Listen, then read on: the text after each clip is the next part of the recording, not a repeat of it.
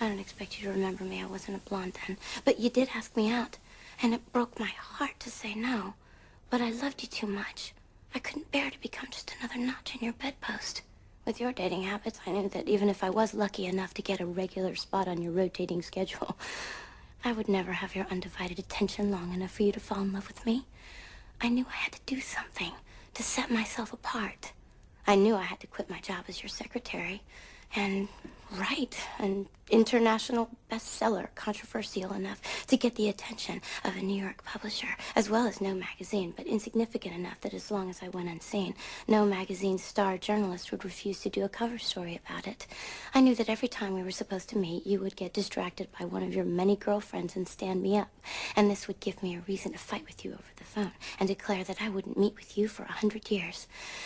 And then all I would have to do was be patient and wait the 2 or 3 weeks it would take for everyone in the world to buy a copy of my bestseller, and then I would begin to get the publicity I would need for you to, one, see what I look like, and two, see me denounce you in public as the worst kind of man.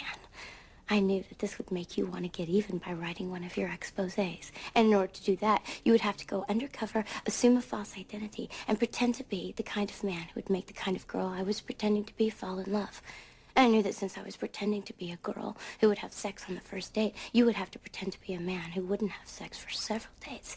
And in doing so, we would go out on lots of dates to all the best places and all the hit shows until finally, one night, you would take me back to your place that you were pretending was someone else's in order to get the evidence you needed to write your exposé by seducing me until I said I love you. But saying I love you was also my plan. I just wanted to tell you the truth so that when you heard me say I love you, you would know that I knew who you were and you would know who I was. Then you, the great Catcher Block, would know that you'd been beaten at your own game. By me, Nancy Brown, your former secretary, and I would have once and for all set myself apart from all the other girls you've known. All those other girls that you never really cared about, by making myself someone like the one person you really love and admire above all others.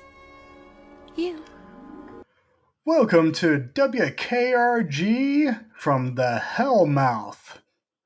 That is located on Twitter. Twitter is the Hellmouth of all humanity. We are here broadcasting from the fiery flames. It is a sultry 237 degrees Fahrenheit, and we are living good. Can you hear the torture in the background? The whips, the chains, the words of horribleness. Well, welcome to the Hellmouth. This is broadcasting. You just listen to my voice the whole time for eternity. As I try to figure out what I'm going to say next, this is WKRG live from the Hellmouth on endless loop. Yeah. Just imagine being in hell and having to listen to this 24/7 for eternity. Can you imagine that? No, in actuality, this is Flyby Films, and my name is Blake Collier, and with me is my co-host, Jameson Barsotti. This is not the Hellmouth. This is heaven. Blake, today, Jordan Peele announced that he was making a horror podcast, and his quote was, "I want to make the scariest podcast ever made." But I think that you just threw down the gauntlet there. Well, I don't know if it was scary. I mean, dread-inducing. I mean, who wants to listen to that for eternity? Yeah, that's what I mean. Yeah. The idea of Of having to listen to that on eternal damnation, having to listen to my voice try to figure out what to say as a radio jock. Like, seems like a horrible thing. Yeah. Maybe that is actually what hell is. Hell is Blake's voice. Maybe hell couldn't have existed until this recording. Hmm. So God could have taken the recording and just played it on loop. Do you think that God already had that recording? Because he he's time omnipresent. That's everywhere. Omnipotent is all powerful. What's the one where you're all time? Like, Uh, I guess I don't know. Omnipresent, Om- omnipotent. Uh, omnitemporal. ooh, omnidirectional, like this Hmm. mic. Yeah. He can come in from all sides. When Or you're when you're as Garth protecting your Marenghi's Dark Place says, uh, he moves in mysterious ways. Sometimes he comes in at an angle. um or as our heroine Barbara Novak was told, um, he's like guys from New York. Uh Uh, when you're protecting your front, they get you from the rear, and when you're huh. protecting your rear, they fall from the sky. Oh man, oh man. Yes. So I feel like we need to, since I mentioned that the Hellmouth was Twitter, which I have left since January of this year. I had a brief stint for like maybe a month, a few months back, and then I deleted it again. And you're still on though, but you told me about this. I had not heard about this. But what's the latest on Twitter? The latest on Twitter, and I guess we should come forward and maybe apologize because we did start a Twitter for this podcast, and I think we've both successfully dropped that. Just Well, because it was too much effort. yes, this is true. Definitely too much effort to post an episode once a week. Yeah. It was That's not even once absolutely, a week. Once yeah, every other week, once every except for other the week. Halloween. Yeah, yeah. No, I think I would just like to say that's about, like, I am still on Twitter, but that's about how good I am at Twitter.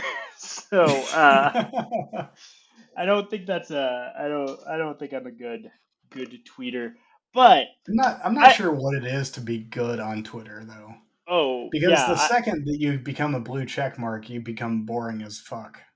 yeah You play to the algorithm, yeah. and that makes you boring. But now what happened? Blue check Now is now what happened pay to is play. blue check means nothing, and this is incredible because all the shit hit the fan today in regard to that. So, if you haven't been paying attention, Elon Musk bought Twitter. And it was a very funny thing because he offered to buy it, but he was actually just bluffing a little bit. And then Twitter was like, "No, you actually like fucked with um, our business now because you have such a big mouth. We're going to sue you. And we're going to make you keep your word." And that's what Hmm. happened. He was basically sued into paying $44 billion for this company. And if you were following the Twitter stock ticker, which I don't know why you would, leading up to that, that amounted to, oh, I forget the exact number, but he was basically like overpaying by 50 cents for every stock. And so he basically overpaid all of the stocks by like $500 million. That's not even like the extent of how bad this deal was, because as soon as he became CEO, he decided to make blue checks like available to be purchased. And the idea was like, we're going to essentially force you to buy a blue check, because if you don't buy it, we're going to make the algorithm like bury your tweets. I think in the successful world of Twitter, they call it shadow banning. So if you're successful Mm-hmm. on Twitter, you care about being shadow banned or not. I don't know. I don't know what, but but basically he was threatening to shadow ban anyone who didn't buy into this. And because that's definitely how you grow your brand, is you don't offer anything new, and you make people pay for something that they historically got for free. Yeah. That's definitely, you it feels like Elon Musk read the story of the golden goose and just got the wrong idea from it. Just took the opposite lesson. Um, anyway, but what's even better? So it gets better, Blake. It gets so much better. Is we're all like thinking like, I think he posted something about like how this like delegitimizes the status symbol of blue checks and power to the people or something like that. But there was also another extremely important reason for blue checks. And this comes about when you think, what happens when you see, and blue check marks are actually like, they're on Twitter. I don't think they're blue anywhere else, but you have check marks. So you have these verified accounts on other social media events. And we've seen this for quite a few years now, and we're all conditioned to think this way. When you see a check mark next to a social media account, yes, it's a status symbol, whatever. But you also think, oh, that account is legitimate. Mm-hmm. And all millions, hundreds of millions of Twitter users are psychologically conditioned to think this way. And Elon Musk comes in and he's like, no, I'm going to change the meaning of that symbol immediately. No time to think about it, just immediately. And so today it was such a glorious day to watch this chaos on Twitter. It started, I think the most famous one at this point is someone started a Twitter account for the pharmaceutical company Eli Lilly and has a handle that just says Eli Lilly and Co. Which And seems then like a they, legitimate.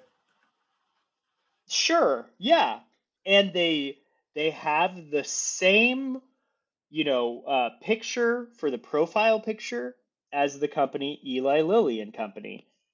And they are verified. And what do?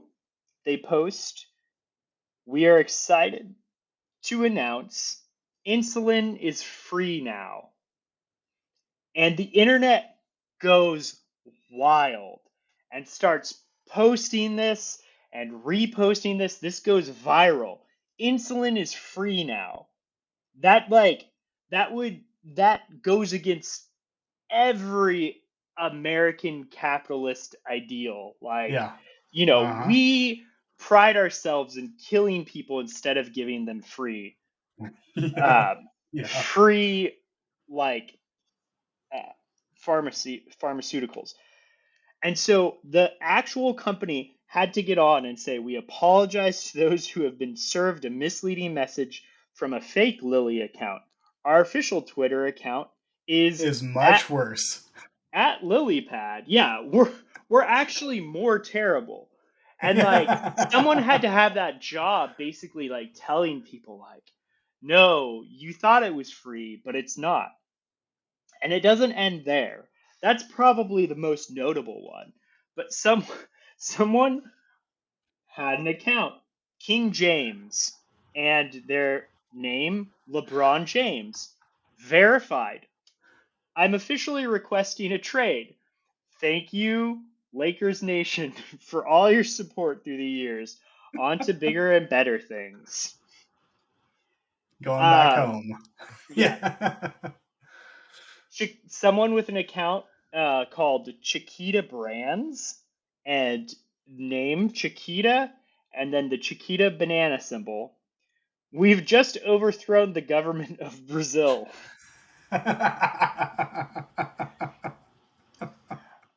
Another Chiquita account, also verified with handle Chiquita and name Chiquita.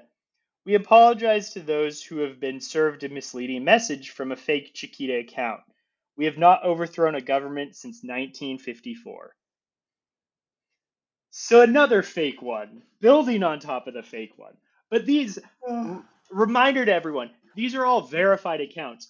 No one knows what is real anymore. It's Yeah. just melted down. This one is dark, but someone started in AIPAC USA handle, which they are a lobbying group for Israel, Oh and gosh. they posted Oh. we heart apartheid.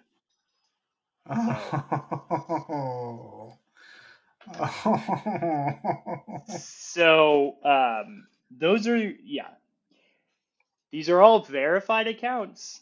Yeah, who could have seen this coming? I don't know. I don't know. I guess it just Well, I'm gonna make a counter argument for why I think Elon Musk just made the greatest move in all of Silicon Valley history. First off, $8 a month for basically getting yourself on the algorithm when bandwagon is totally worth it. That's cheap. That's less than most streaming services. I mean, if you're one of those people that had just like lives to have your message like amplified on Twitter, it's perfect. Cheap, it's doable. A nobody could get on there and be verified and get their tweets like amplified out to people that normally wouldn't get their tweets. And then the people, here's the brilliance of it though. There's a world in which I go back on Twitter, don't get the verified account, and use it for what I always liked about it in the first place, which was connecting with people I actually liked. And no one has to see any of it because it yeah. will all be shadow banned. And if you could do that, I think it would, yeah, it might turn into something good. I I don't think anyone knows what's going on. I think that's the thing is like it just seems like it's collapsing at this point. But But even worst case scenario, Twitter dies, it ends up being the best case scenario. yeah, I I mean, freedom for a lot like of people. take that back. The best case scenario is that metaverse dies. That would be the best case scenario, and I then I, Twitter would be next. I think that is also coming. But I don't know. I can make all these predictions and it doesn't mean anything to me. I don't have any money or any skin in the game. But it's very entertaining to see what amounts to a very, very silly mistake. Just Yeah, just a class A fuck up. Really, yeah, like just I don't know. There's something, I guess it's like Schadenfreude or whatever. yeah. How do you pronounce that? But Schadenfreude. You got it right. yeah, yeah. There's all this resentment towards billionaires, and it does seem a little bit evil to like have all that money and just throw it down the drain for some weird dumb pipe dream. But Yeah. But the one thing Eh, I appreciate, yeah, the it's one just thing I it's just appreciate, it's just money. What can we actually do with it? that's the one thing I appreciate about it is like Elon Musk is just proving day by day that like money is just not a good metric for anything. Nope. Like, you know. Anyway, I'm off my If it even exists in the first place, which I am not convinced it actually exists. no. So at least not since the gold standard left. Yeah. Seems like a bunch of ones and zeros, There I's and O's. I's and O's. I's and O's. Oh Uh yeah, Twitter, man, what a hell yeah. site. It It is. took It me is. a long time to convince myself of it, but I finally did, and that's why I got off of it. Yeah, I think I'm excited. My wife and I picked up light phones Hmm. recently, and I'm excited for y'all. yeah, my wife actually put got her set up today, and it's a little clunky, but it does what it says it's gonna do, and so I definitely think, you know, for those of you not in the know, light phones are just they're dumb phones that can text, and they have like small functionality, but Like maps and like podcast app kind of thing. yeah, yeah, stuff like that. I mean, I definitely use computational tools daily, and that's a Yeah. very important part of how I live. But I have a computer. I'm on a computer right now. I don't really need my phone to complete these tasks. And And you can get a physical nice calculator for pretty cheap these days. yeah, yeah, I think Like, the light phone even has a calculator on it. yeah. But yeah, Uh-huh. anyway. Can I tell you a little story about the first day that I realized that you could go on the Apple iPhone and the calculator app? If you turned your phone horizontal, Yeah. it turned into a scientific calculator. I nearly wet myself that day. I never used it, but just the fact that you could do that was mind blowing. Oh, I use that all the time. I don't know why. I think being a mathematician, sometimes I'm like, I wonder what the approximation of, 7 cubed is. And so you can always do that there. Of I course. don't I don't Of know. course. Just dumb things like that. But We're gonna have to do like a mini sode on just talking about math. yeah, we can do that. I actually am gonna. I had some math that I wanted to talk about today. We'll see if we get there. So, Okay, sweet. yeah, Well, I don't have anything else to talk about on Twitter. Like yeah, we could it we just is could what it is. So, we can move did you have on. anything else that you've seen around the world? I just got done watching an episode of the new Netflix Unsolved Mysteries, where the episode of the haunted apartment in Chico, California, where my co-host resides. Uh, and he said he was going to watch it because he'd heard about this episode and that he's going to go visit the apartment where that was haunted.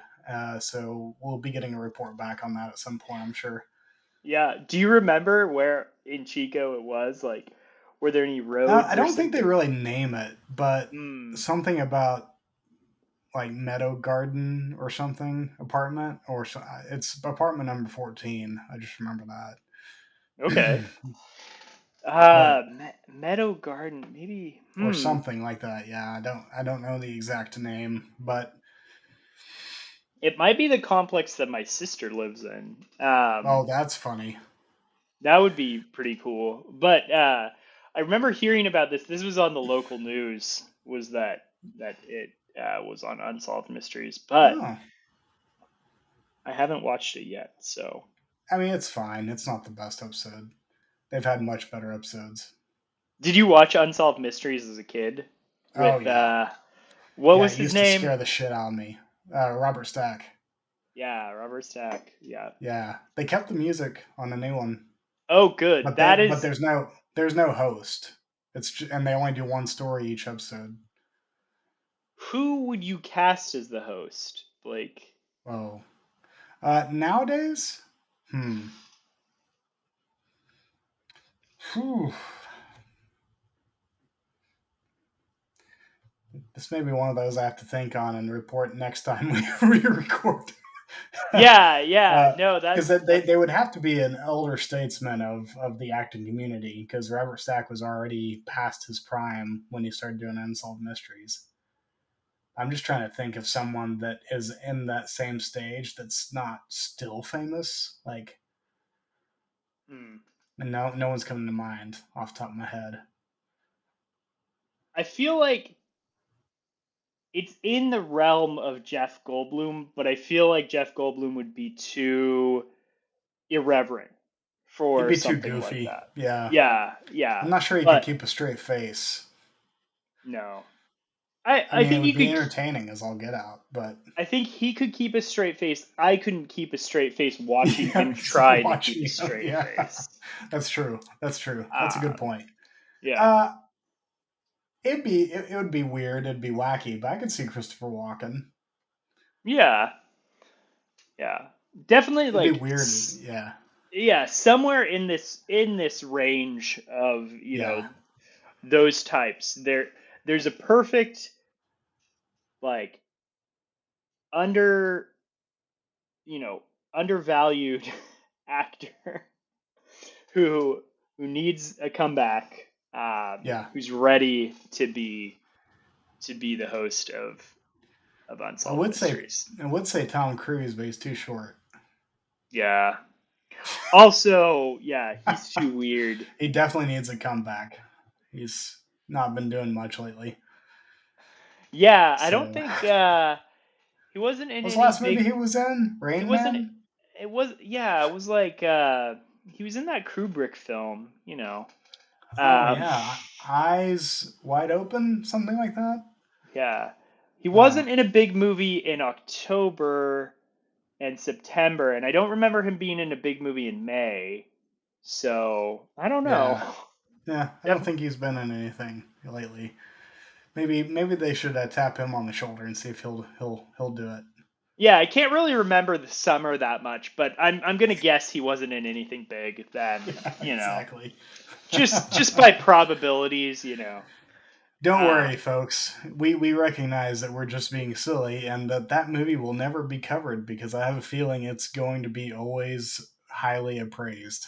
So yeah, don't throw your phones. Don't throw. yeah, Actually, no, throw your phones. Get rid of them. Get a light phone. yeah, yeah, Do yourself a exactly. favor. Get rid of Twitter. Yeah, Um, yeah. I exactly. don't. I don't. What have I been up to? What has the world been about? Um, I don't know. Trying to think. I watched two movies this week Oh about wow. about talented accordion players who take other people's music and make it their own. Oh, so you watched the Weird Al movie? I watched the Weird Al movie. Can you guess what the other movie is? Who would have thought this would be such a stacked category of movies?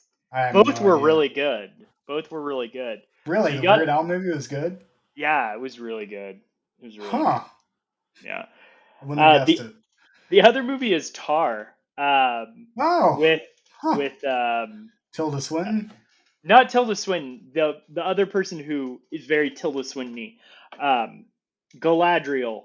Why am I blanking on her name? Oh, Kate Um, Blanchett. Kate Blanchett. Yeah, Kate Blanchett. She plays Tar, Lydia Tar, who it's For some alluded reason, I thought it to. was Tilda Swinton that was playing that. Oh well, She looks and kind of holds herself like Tilda maybe Swinton so. would. So, Yeah.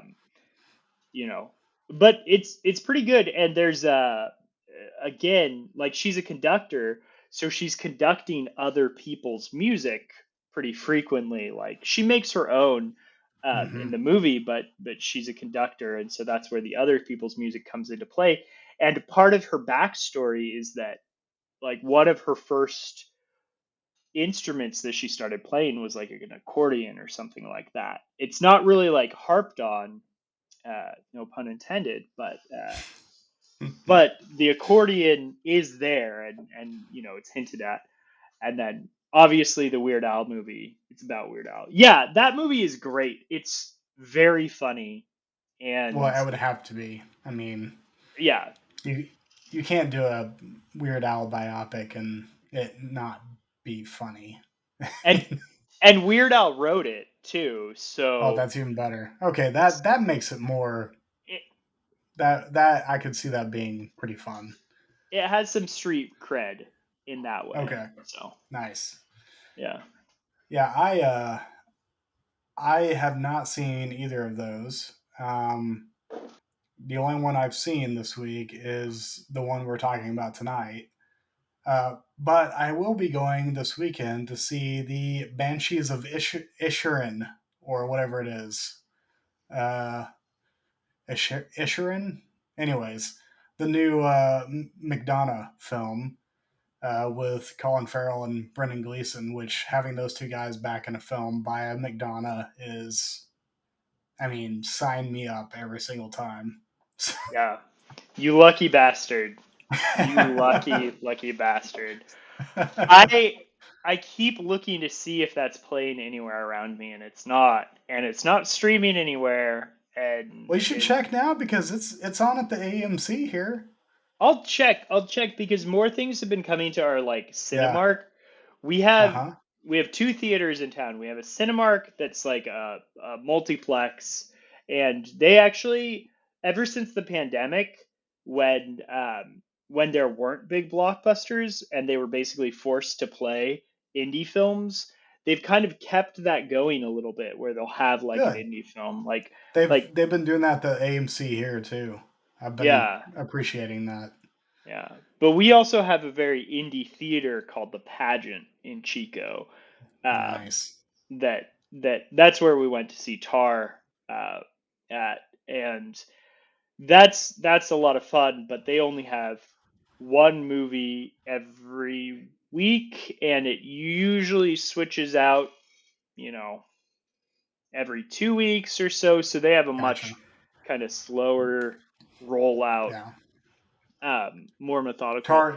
Tar is playing at my local indie theater too, but my local indie theater usually has around 5 or 6 playing, and it changes out maybe once a month Okay. ish. Um, so like that's hopefully I can go see Banshees there. But if Mhm. not, I may do it at the AMC. They have Tara playing. They have that new Park Chan film, Ooh, yeah. and a couple of others. I can't remember what they are, but some they do it. They have some really good selections. They do a thing every year that I try to go to, where they show horror films all night long. It's the sleepover. Usually Nice. happens in August. So they do some fun stuff. They bring like old films back for in 25 millimeter, 60 millimeter prints and things like that. So it's a special little place. I'm glad that they survived pandemic. But yeah, so that's my upcoming viewing. But I want to get to today or tonight's topic. Yeah. Not that it matters to our listeners whether it's day or night, but they know it's Thursday because we always record on a Thursday. We always record on a Thursday, even when we're releasing on a Monday. Exactly. But this It's won't be crazy how that released happens. on a Monday. No, this will be released on a Friday, like Yeah. normal, like normal Dan's. Normal Dan's. So first off, I want you to tell me what made you pick this film, and then if you would like, I will read the wiki on it. to Yeah, get us started. I would But like first, that. please, Okay, please, what led to this pick? what led to this pick? And So, and I need you to tell the story of how you, Jameson Barsotti, ended up in a theater or a living room choosing to watch this movie in the first place. yeah, I think that's a good question. Unfortunately, I watched it when it came out, and I was born in 87, so I would have been 16 or 17 when it came out. I Okay. didn't see it in theater. I watched it on video, and I guess I had just, you know what it was? I had in my local paper, I was into reading the news, and in the paper they would publish Roger Ebert's reviews. Ah, And nice. I would read those every week. Every week I would read Roger Ebert's reviews. And I remember reading this one, and he gave it 3 out of 4 stars. And I was like, oh, that's decent praise for a movie that I thought, looked kind of silly. And I watched it, and honestly, it kind of blew my mind. Like, because it wasn't at all was what I was expecting. Yeah, And like so it's interesting we talked about Weird Al before because I was really into Weird Al as a kid. I was homeschooled. I was a very strange kid, but I had these two other friends that were really into Weird Al. I was really into Weird Al. We were into what we used to call like stupid humor movies. yeah, So it was, it was UHF, Weird Al's yeah, of first course. movie. A great Um, film. a Filmed in gr- Tulsa. oh, it was filmed in Tulsa. Yep. That Mm-hmm. is a beautiful fact. Beautiful fact. Yeah. Um, and actually, uh, if you've never seen The Stupids, that's actually worth your time.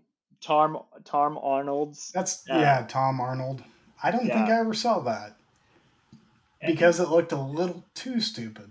it's But I guess that's kind of the point, right? it's pretty dumb, As a as a kid, I think one of my birthday parties was like an Ace Ventura birthday party, which is really Oh, funny that's because funny.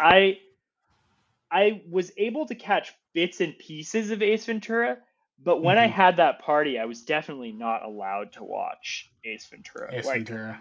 yeah. And just to show you that like I'm not completely uh sucked in by nostalgia, I did rewatch Ace Ventura a few years ago. It is a terrible movie. It Yeah, does it not really is. it's not good. It is not good. Um but there are a lot of these like stupid humor movies that I love and enjoy. So this movie isn't a stupid humor movie. No, It's a not at little all. bit smarter than that, Oh, it's but way smarter. Yeah. it's way smarter. But it it it has the same like I don't know, it hits me in the same way where it you know it's slapstick, Mm-hmm. it's witty dialogue, it's punny, it's all those things. And so as I was kind of like maturing and I was into like more wittiness and stuff like that, it was also meeting me there, but it had good puns, it had Mm-hmm. funny innuendos. It was bright, it was colorful, it really played with it was just so playful.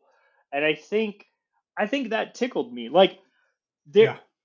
I don't love uh musicals or anything like that, and I think this Yeah. doesn't fit into that genre, but it is Mm-hmm. adjacent. It Yeah. is it's adjacent to that. There's enough choreography going on that it it fits. I would almost actually put it into the category of like your typical Gene Kelly dancing in movies, Yes. less Yeah. than anything. Or like I think it fits more in that category than like straight up musical. Yeah. Yeah, and it's interesting that you say that because this movie would almost fit in more in that, Hmm. coming from someone who was really into that, really Yeah. into like Gene Kelly movies, like Rock Hudson type movies from the Yep. '60s and stuff, and it fits in so much more. And I was coming at it from a very different angle, but it it still tickled me. It's still like Hmm. it just hit all those buttons. You know, and as a kid, I would watch some of these older movies. I was actually a pretty big fan of some Marilyn Monroe movies. If you watch like Like it hot. yeah, and 7 Year Itch, they're actually Yeah. really funny. Yeah. She had a great sense of comedy too in Hmm. her delivery. So It's so actually quite a joy and a delight to see largely serious actors and or famous people that are not taken seriously have such natural comic timing, mhm, and I think she does. She yeah, did. She's no longer living, so she did. But but I think yeah, Ryan Gosling in The Good Guys yes, was amazing. I didn't realize he had those kind of chops, and yet I'm wowed by just how funny he can be. yeah, yeah. And at one point, I owned this movie, so Down with Love. I had it, but I think I let someone borrow it, and it got lost. But luckily, it was playing on HBO Max, and I think when I saw it, and I was like, oh, this is going to be perfect for flyby films because it really is. It's a movie that's just kind of like it has a little bit of a cult following. There's people who remember it and appreciate it, Hmm. but not there aren't droves of people appreciating Yeah, it and remembering it. And so it was I definitely I wanted kind of an antidote to the October months. yeah, October month, the string of depressing, dark, murderous yeah, movies, and I felt like this was just the perfect opposite of that before we dive back into winter. yeah. Exactly. No, I love it. I well, let me read the description first, and then we can get into Yeah. it. This is from Wikipedia, so take it with a grain of salt. As we all know, how information is trafficked on Wikipedia. Down with Love is a 2003 romantic comedy film directed by Peyton Reed, who did Bring It On, another film that I really like. Uh, it stars Renee Zellweger and Ewan McGregor and is a pastiche of the early 1960s American no sex comedies, such as Pillow Talk, a great film, and Lover Come Back, both starring Rock Hudson and Doris Day and Tony Randall, and the myriad spawn of the derivative films that followed. Time film critic Richard Corliss, oh, that dirty boy Corliss, wrote that Down with the Love is so clogged with specific references to a half dozen rock and Doris type comedies that it serves as definitive distillation of the genre. Randall himself plays a small role in Down with Love, bestowing his sly patriarchal blessing on the film, which also stars David Hyde Pierce, a personal favorite of mine, in the neurotic best friend role often played by Randall or Gig Young. Sarah Paulson, Rachel Dratch, Jerry Ryan, and Jack Plotnick, who spoofs the kind of role Chet Stratton played in Lover Come Back. There was a lot of information in there that really didn't need to be in it, but oh well.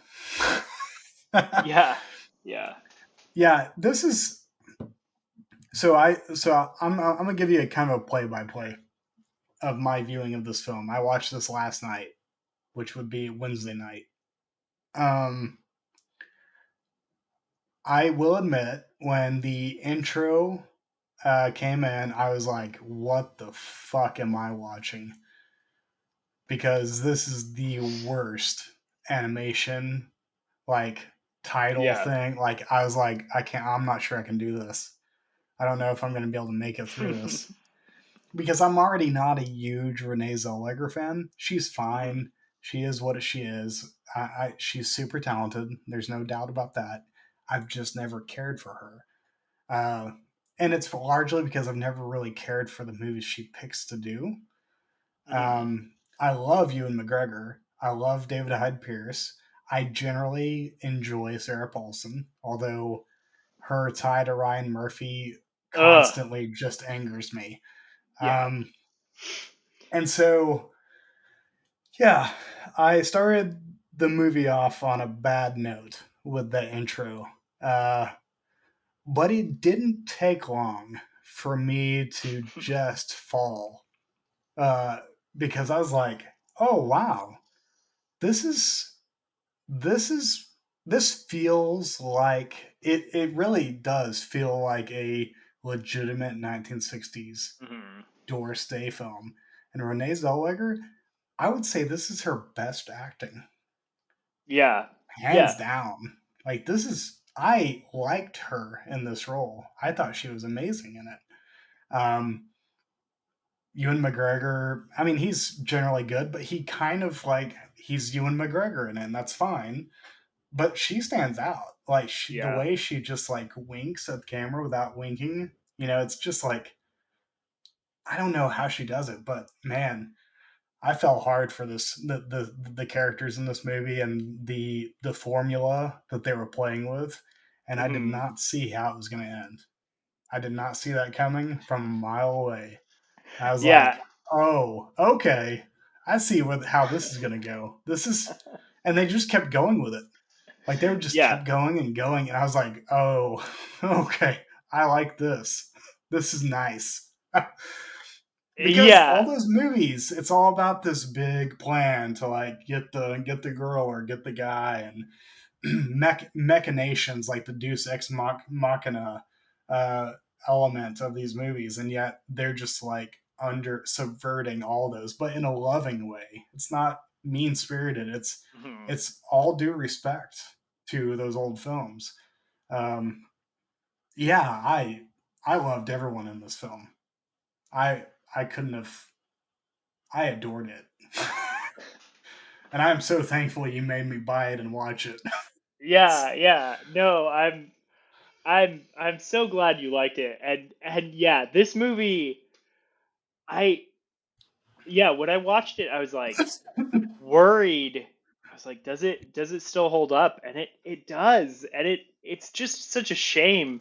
Like it came out, it was a box office bomb. It didn't make a lot of, but it was so you could just tell almost as soon as you're right, like it starts off with this terrible animation, but as soon as Yeah, that's over, you can immediately tell it was made with so much love and yeah, so much attention to detail. And Peyton Reed, I think he's on record. Like you can watch this movie and maybe kind of have the takeaway that it's maybe a satire, but he's on record saying, "No, we're not satirizing these movies. We hmm are trying to like make something that fits in with them, but put my own fun spin on it and yeah." make it my own." But yeah. Well, and I think I don't remember one of the reviews or one of the things that you sent me. I think, or it might have been something else I read. I looked up a few more reviews, kind of get an idea of what people thought of this. But I think there's an element of, like you were saying with the humor. I think this movie is just generally smart in that you can tell that Peyton Reed and the writers love those old films. Hmm. they grew up with him.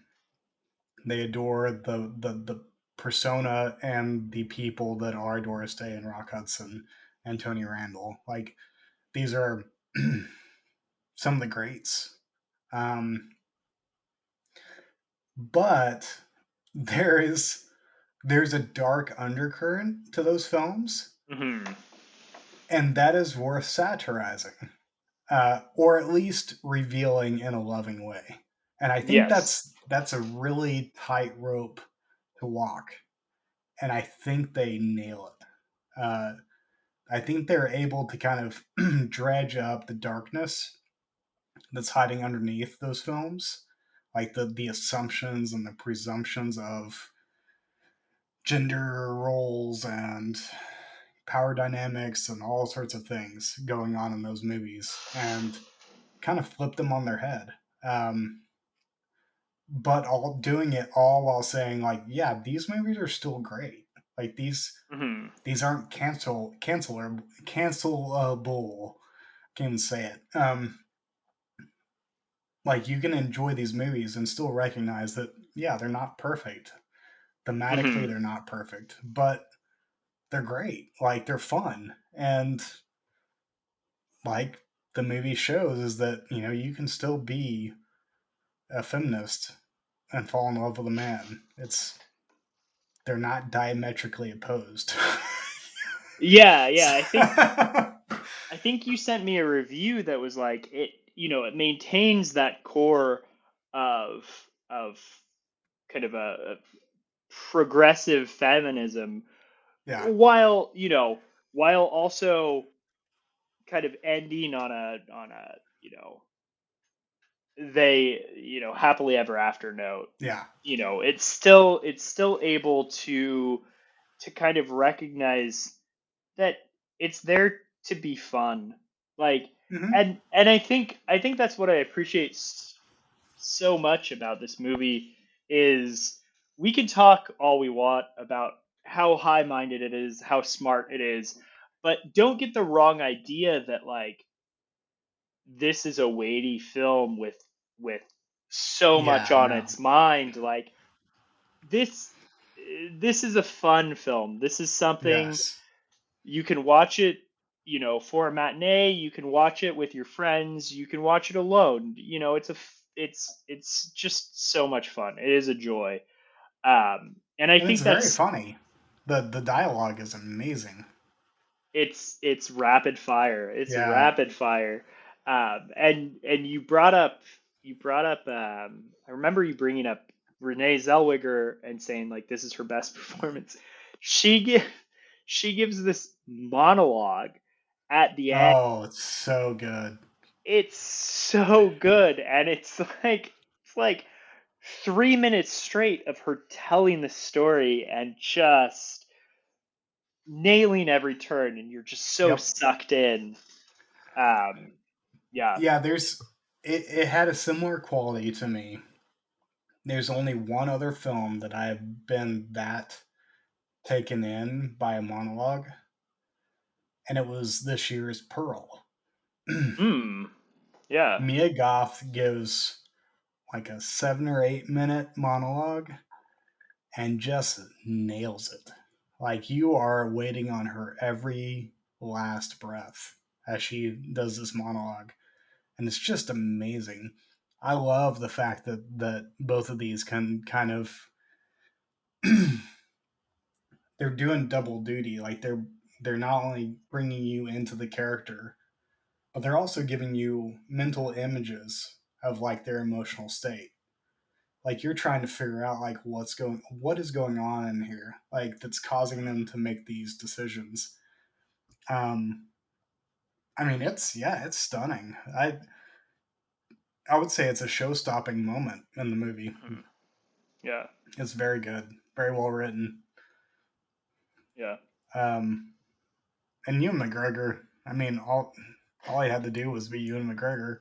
So He's so lovable, and he has such bright blue eyes, and yeah, and he just steps into the role, and it makes so much sense as you're watching it. yeah, it really Um, does. And and it sounds like from you sent me a interview with Sarah Paulson about this movie, Mhm. um, and it sounded like he's just a genuinely nice guy. Yeah. Uh, was very like loving and caring and like just giving to Sarah Paulson because this was her first major film, Yeah. which is weird because I thought she had a career longer than that, but. um, but it's always nice to hear that these people that you admire as actors are seemingly decent people. So Yeah. Well, I don't even think Ewan McGregor. So we're talking like this was almost 20 years ago at this point. I don't even well, this think was Ewan at Mc. right after Chicago for Renee Zellweger, which won the Yeah, Best Picture, and and then Mou- Moulin Rouge Moulin Rouge. for which kind of nailed his career. Yeah, so Renee Um, Zellweger and Ewan McGregor were definitely like rising stars at that point. Um, and Ewan McGregor, obviously, like one of his first films, I don't actually know if he was doing something before this, but he was in Train Spotting. That was which that is was in my one of the mind, greats.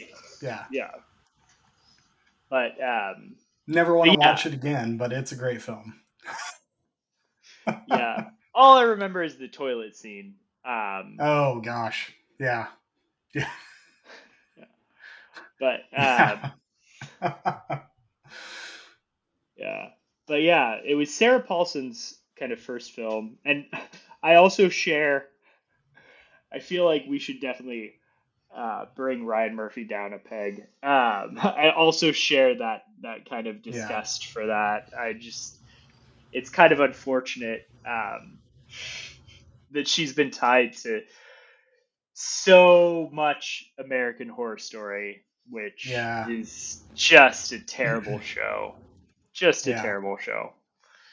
And So, then Nurse Ratched and ugh, all the other ones. The People versus OJ Simpson. Like yeah, anything that he lays his hands on, he finds a role for. It's which yeah, I'm happy for her. She's getting work, and I think she's great and all that. But man, I wish someone else would pick her up as their go-to actress.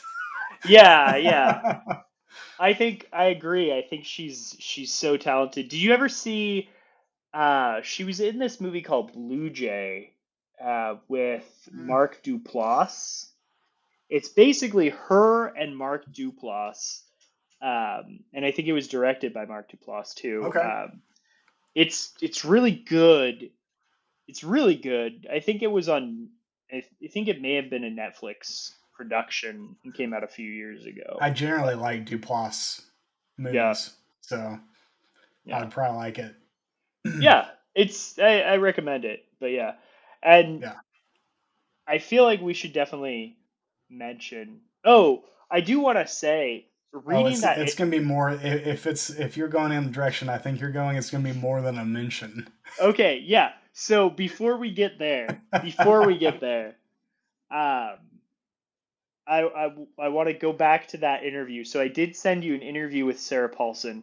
This was an interview that came out. I think it was published by Vulture, and it came out about a year ago. So I thought Yeah. it would be kind of an interesting talk about Down with Love, how it's kind of held up, and what people think about it now. Hmm. Um, you mentioned that Ewan McGregor was was so nice to her, and I think overall it just feels like a movie where everyone on the set just seemed really nice and to be enjoying themselves and Yeah. having fun. And, you know, And you I, can really tell it on the yeah, movie. yeah, Like, yeah, there's so much, like we mentioned, there's so much joy coming out of this yeah. film. It's probably something that you couldn't have milked out of a terrible experience. So, Yeah. um, None at all. yeah. But it was interesting because, and this will be a nice segue into the quote unquote mention. Um, uh, there was a note that, and I did not notice about Sarah Paulson, but I guess she is she gay or bisexual or She I is. don't know.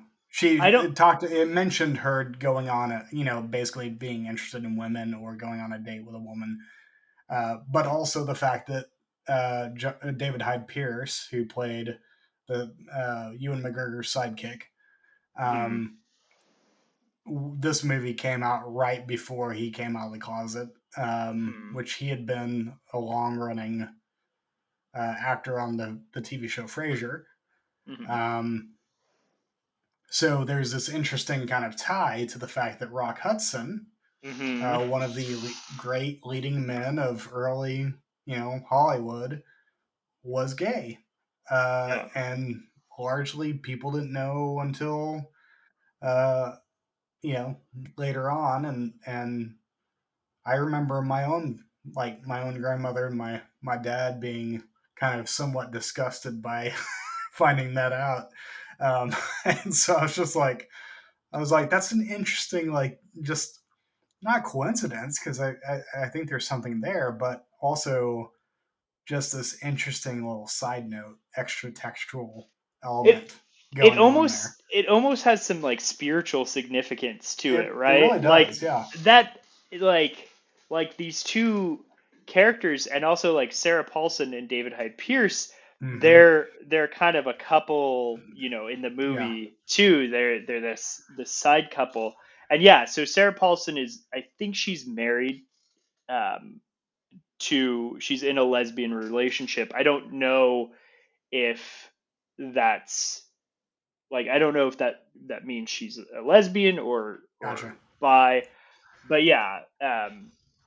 So both her and David Hyde Pierce have had some, coming out moments Hmm. since this movie, and yeah, just the kind of spiritual significance of, Rock Hudson had to kind of hide this and present as this, Hmm. this man's man who always got the woman. And then again in this movie, they played with the 1960s rules, but then Yeah, later on, we know that. But yeah, that is kind of an interesting thing about this movie. yeah. History too. So I guess this is the time where I need to negotiate the fact that I absolutely adore David Hyde Pierce as an actor.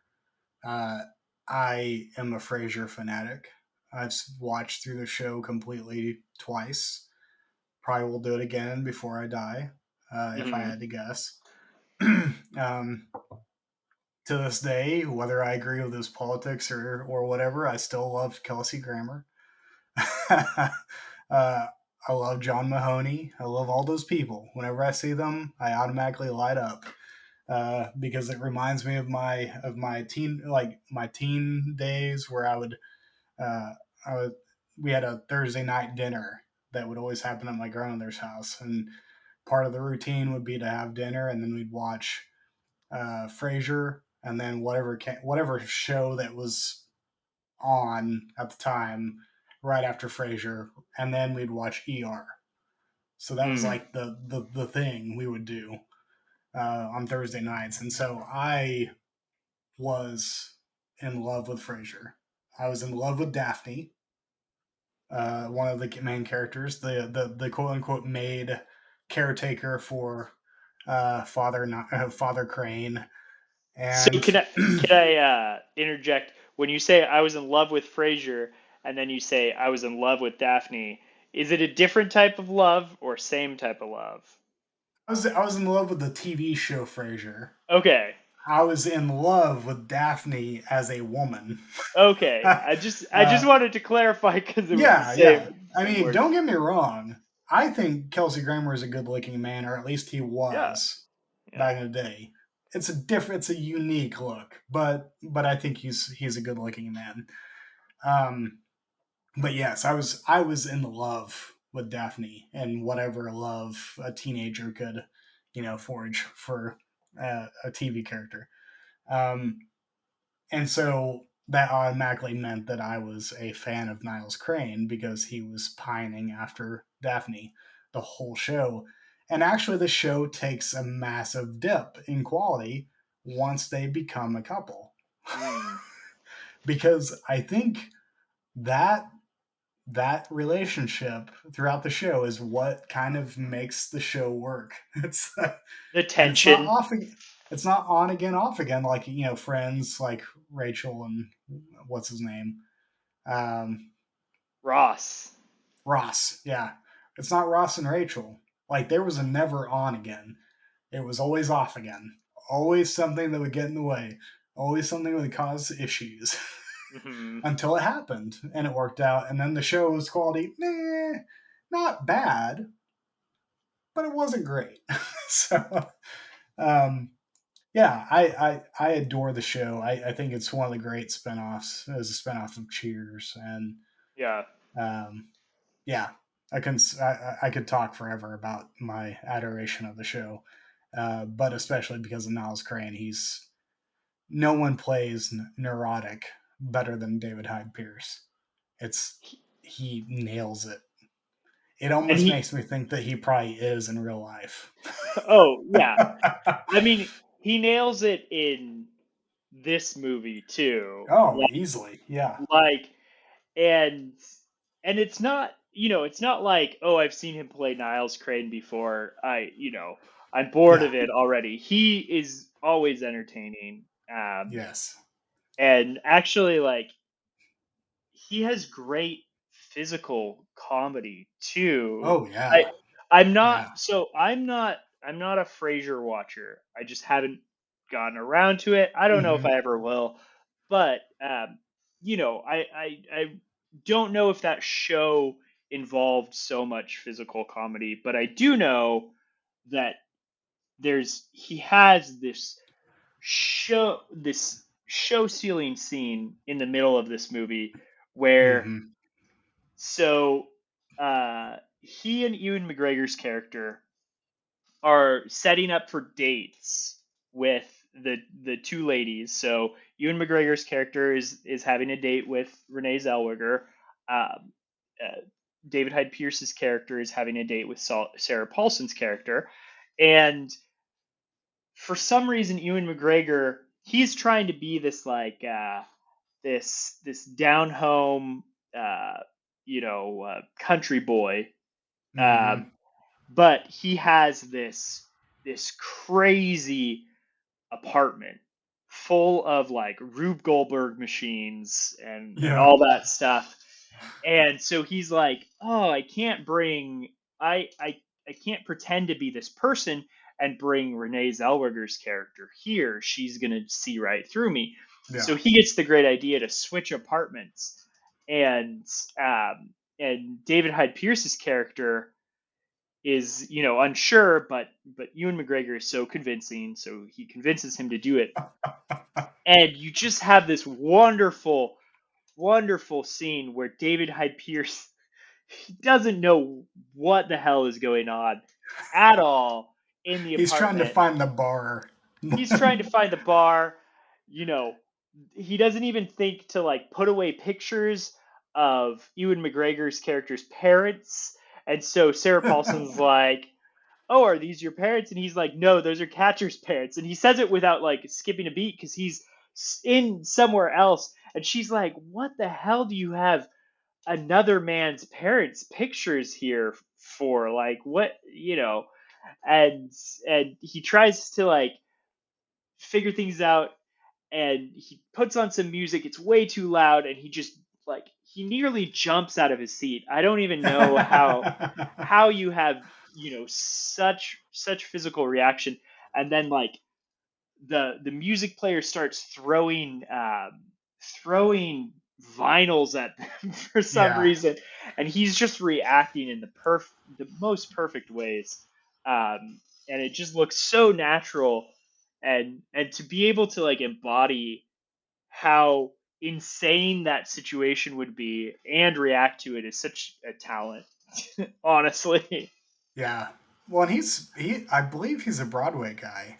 So I mean, it makes sense that he's able to like kind of pull on more of the exaggerated actions of that Yeah, kind of behavior. Um, and have and such great tempo. oh yeah, exactly. Yeah, and people always talk about how Nick Cage has the ability to play neurotic all the time. That's about all he ever plays. I'm like, you haven't seen neurotic until you say David Hyde Pierce.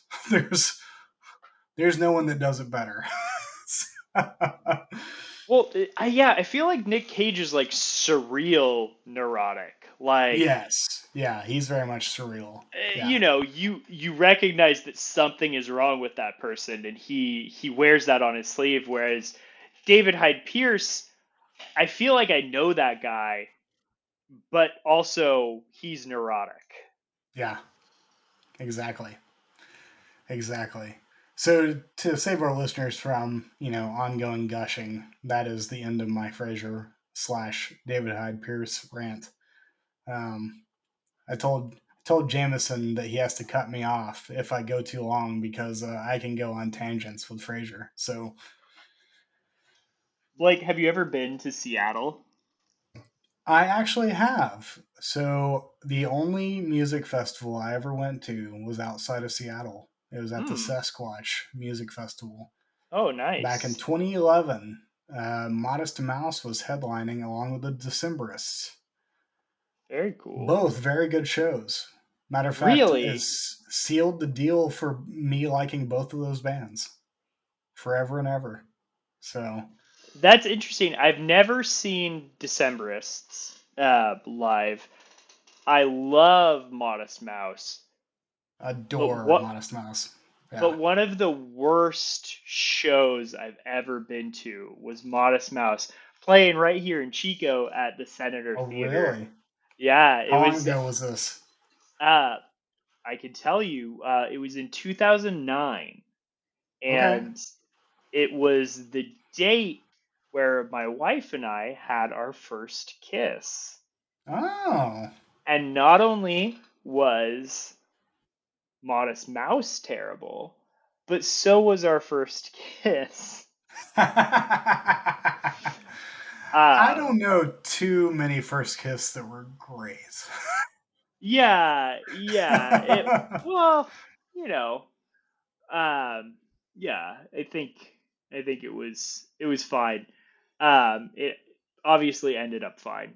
Yeah. Um, and I still like Modest Mouse, but Yeah. yeah, it was legitimately not a good show. Well, So, and see, I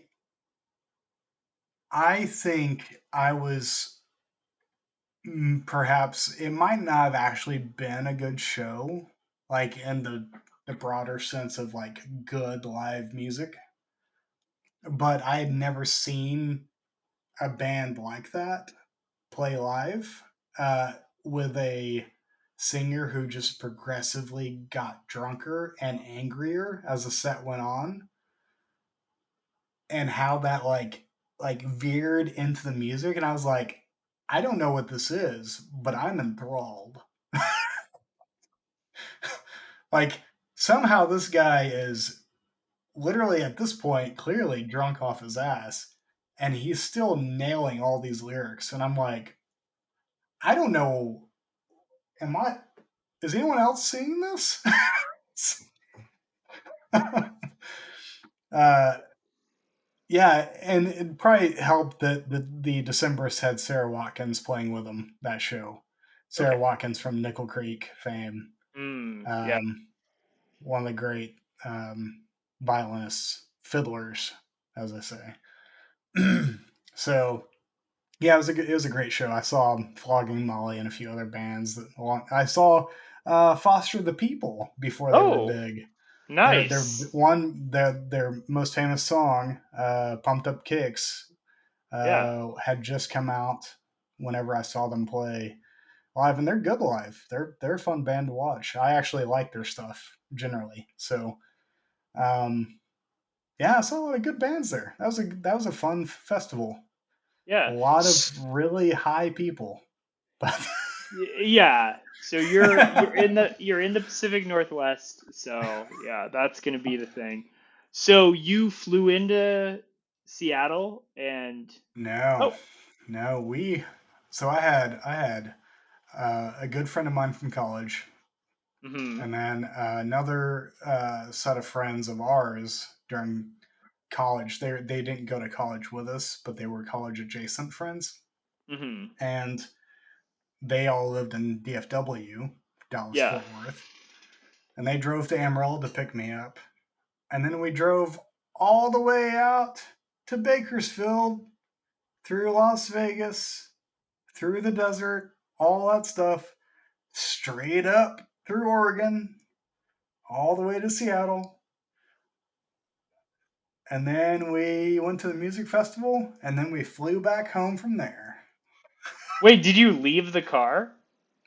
Yeah, it was a rental car. Oh, okay. Oh, that Yeah. that makes Yeah. so much sense. But we No, did leave behind some sleeping bags and stuff yeah, because we didn't have room for it. very So, cool. I'm a big fan of the cross country road trips. oh, it's So a blast. It's a yeah. blast.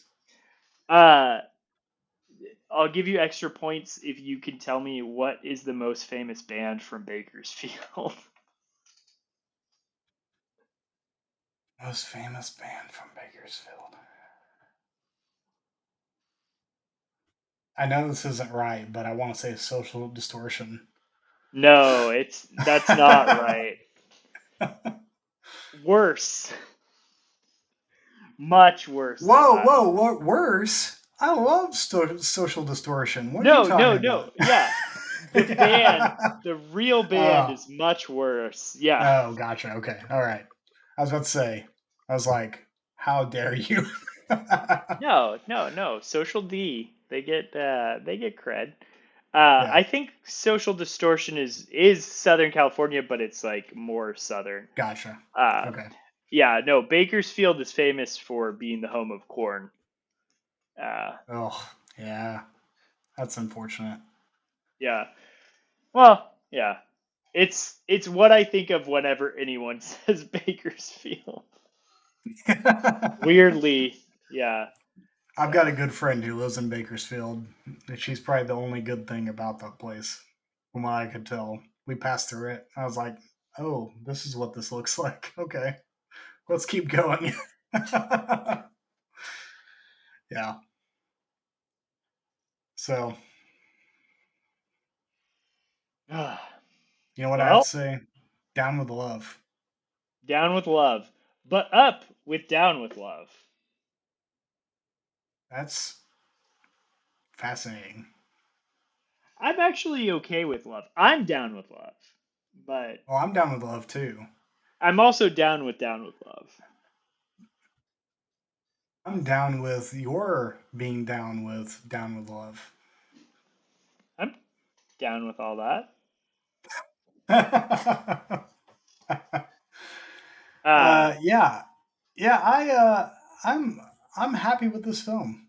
There's not a whole lot to talk about. It's just a fun film, yeah. and there's nothing wrong with that. Not Well, I every think film has to be a comment on something.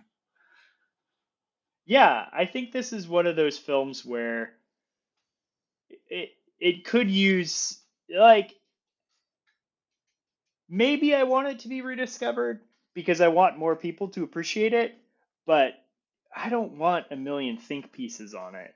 Oh no, no. Uh, Maybe a think piece or two that yeah, are well written, and that's it.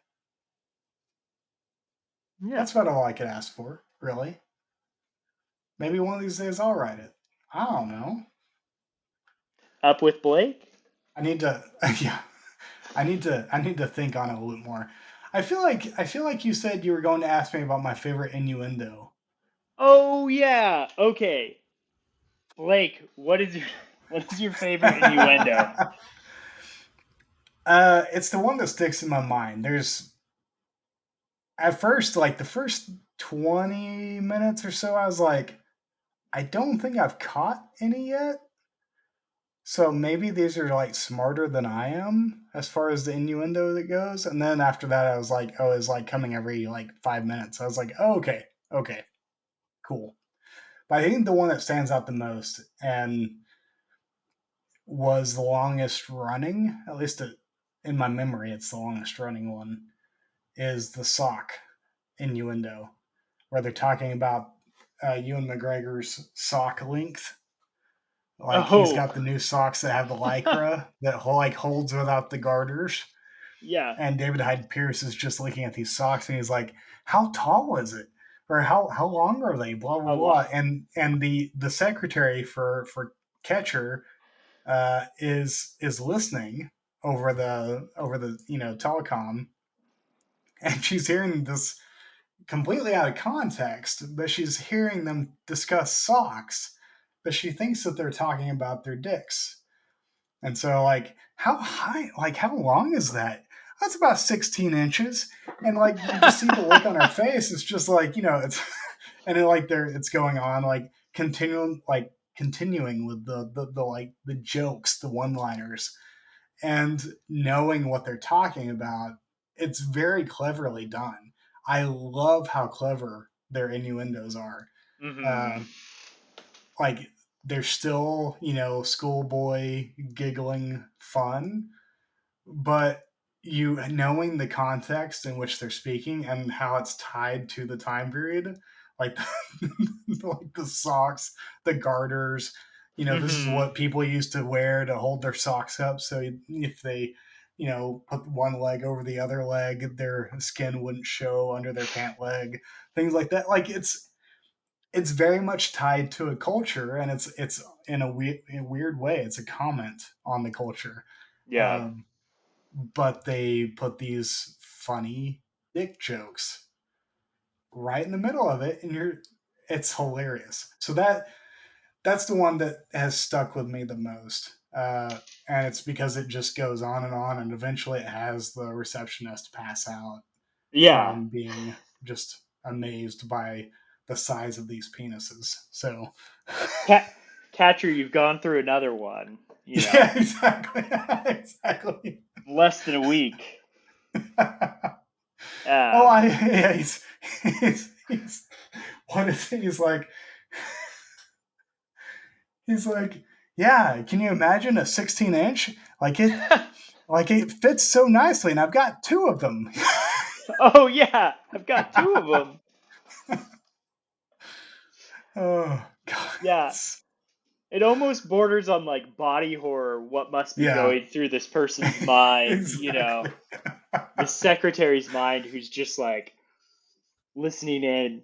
I mean, Um, can you imagine how many takes that had to have had for yeah, those? I mean, I would have been giggling like no other. just to not giggle and then also nail the pitter patter between everything. Yeah, The yeah. back and What forth. about you? What was your favorite? Well, I feel like you had a I math one. so I was actually thinking just all innuendos, not just innuendos from Oh, the okay. movie. And that's what I was Oh. originally, when I asked you, what's your favorite innuendo? I thought maybe Ah. you'd bring a joke, but it's perfectly valid to interpret that as what's your favorite innuendo from the movie. But I feel underprepared because I didn't bring one. I do love the scene in the middle with the split screen Oh where yeah. That's awesome. where Yeah. they do this wonderful bit with split screen, and they have just so much fun with it where Ewan McGregor's character is on the phone with Barbara Novak, who is Renee Zellweger's character, and they're talking, and they're just going about their rooms doing all of these like you know routine things, but the frame has it set up to where they're doing pleasurable acts on one another, and Yep. it's just delightful. So I think that's the one that sticks out in my mind. It's a good Yeah. centerpiece, It's in a the nice middle of the it's a movie. nice sight gag. Yeah, It's a Yeah. very good sight gag, and um, and it plays into the script too. Like it was well conceived. When it was common to the 1960s uh, sex comedies, Hmm. the split screen mentality. It was especially when people were on the phone talking to each other. There would always be a split screen, so they were playing with that mentality. Hmm. And So. this fits in with that too because again they still maintain the no sex Mm-hmm. comedy aspect, but they Yep. push it pretty much as far as you can go. Like Yeah.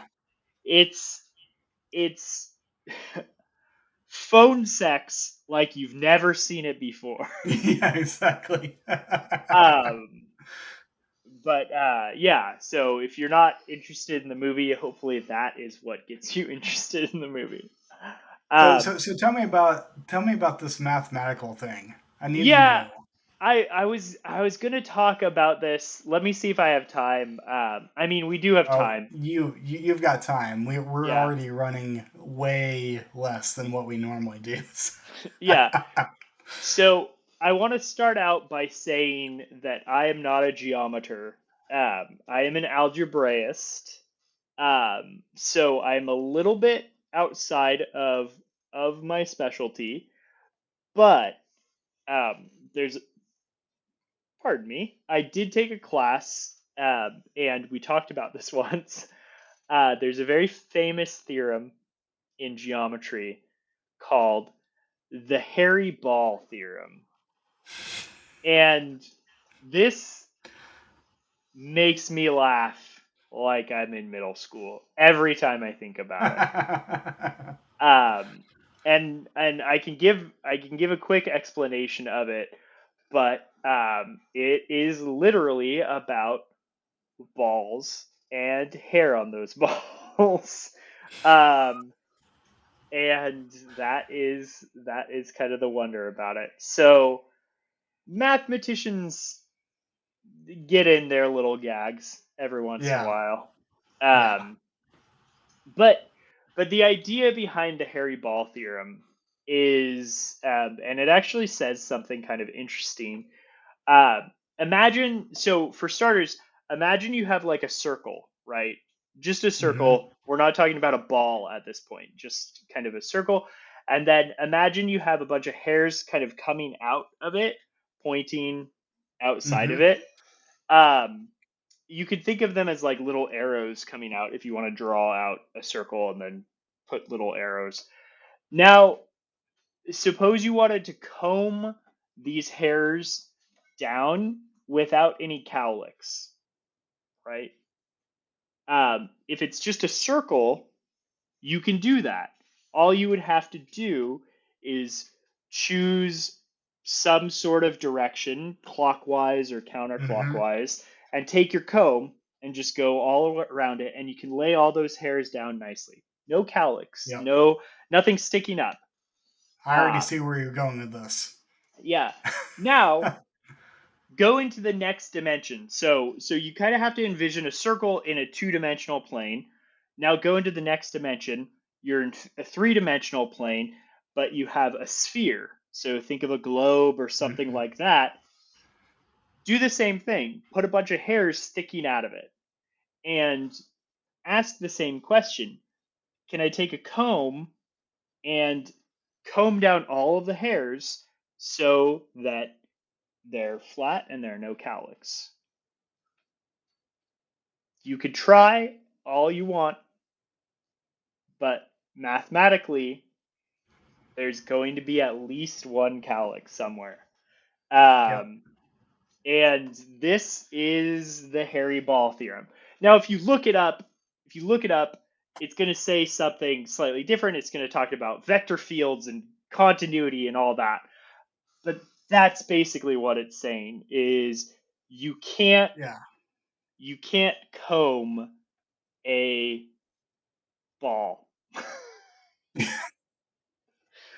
So, okay. Say you're the professor, you're teaching me this theorem, and I'm going to be that that student that every class has. Why is this important? Oh, why is it important? I don't know. Don't ask that question. No, there are important uses of it later in geometry. I'm kind of Uh-huh. blanking right now. I'm being a bad mathematician on exactly what it's used for. But if you look it up, it's used for more geometry. And then Gotcha. like what you can do with that is I don't know. But it's basically talking about, you know, vector fields and kind of flows and things like that. And the cowlick is like a vanishing point on that. So you can talk Gotcha. about something about how like these things are flowing around a globe and kind of know about different things.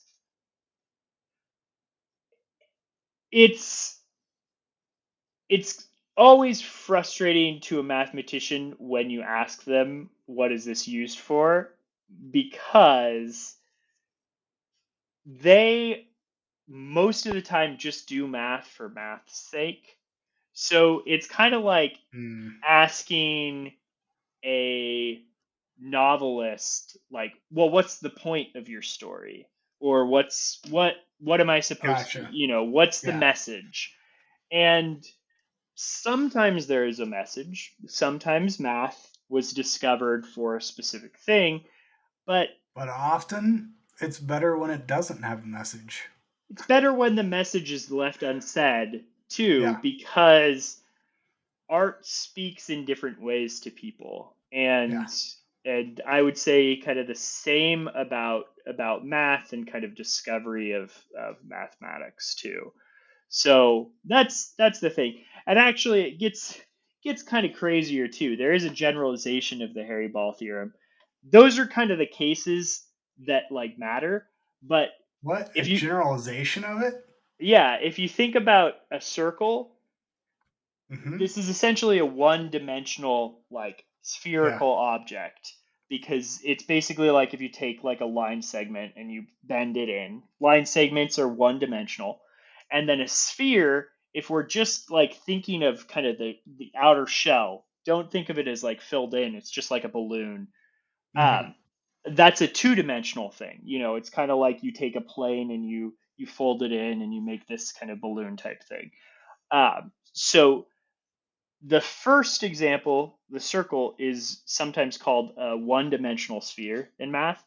And then what we normally think of as a sphere, that hollow thing, is a Mm-hmm. two-dimensional sphere, even though we Gotcha. we only think about it in 3 dimensions. But then the next step, a three-dimensional sphere, is actually not a two-dimensional sphere filled in. It's kind of the generalization of a circle, but set in 4 dimensions. Yeah, it's okay. Yeah. Yeah. And then I can see and then that. and then 5 dimensions. And the way you define these things is like, okay, a circle is all the points in the plane from a certain radius, you Yeah. know. And you can do that in any dimension you want. Then we've lost all of our listeners at this point, but it doesn't matter. But so you can actually create these spheres in higher dimensions. You can't visualize them. They don't look like anything because we can't visualize past 3 dimensions. So we can't put our Mm-hmm. minds in 4 dimensions and stuff like that. But if you're thinking about like the one-dimensional sphere, that's combable, as we discussed. The Mm-hmm. two-dimensional sphere, you can't comb. Three-dimensional sphere, if you were to guess, you might think, well, it's either not combable or maybe that pattern alternates. Ah, And that's actually what ends up happening is that pattern alternates in those. gotcha. And that Okay. is that is the full Hairy ball theorem. Um, so Nice. yeah. And Damn, that's even son. that's even more useless is the multiple dimensions, right? because we can't even think No, like that. no. Things don't even need to have a meaning, dude. It's math for math's sake, Yeah, bro. Come on now. yeah. Sometimes you just got to read a good book. Sometimes you just got to do some good math. That's right. That's right. Amen to that. Yeah. Well, on that note, do you think we should tell our listeners what to expect in the coming days from Mumblecore podcasting Mumblecore podcasting. extraordinaires? Yeah. Uh, we're the oh man, I can't think. It's late at night. It's even later for you. We're the headquarters of Mumblecore. Exactly. Mumblecore headquarters. Yes, so we should definitely talk about what's coming up for Flyby Films. I guess we should lay down a brief caveat in saying like there's probably a good chance that there won't be an episode for a while Yes. because there's a new addition coming to the Flyby Films family. Yeah, new Barsodi is going to drop in the next couple weeks. Nice. And my wife and I are so excited, but we're also, it's our first child, so we're also so nervous and Yeah. so anxious and all of Yep. those feelings. Yep. Um, and yes, there will probably be time to record a low effort podcast eventually. But right now, Blake and I have discussed taking a little bit of a indeterminate length break until I kind of get my bearings, which, Mm-hmm. won't be Yep. too long. You could probably look forward to the next episode popping up sometime in December. Yeah. But yeah, so we're having our first kid in a couple weeks, and we're very excited. And yeah, we'll just be taking time to do that. But be prepared because this episode, the final one of the year, Hmm. is going to be a doozy. Yes, and and there won't be any homework or any movie for you to watch to prepare In yourself. preparation. Yeah, Yep. Nope. no preparation.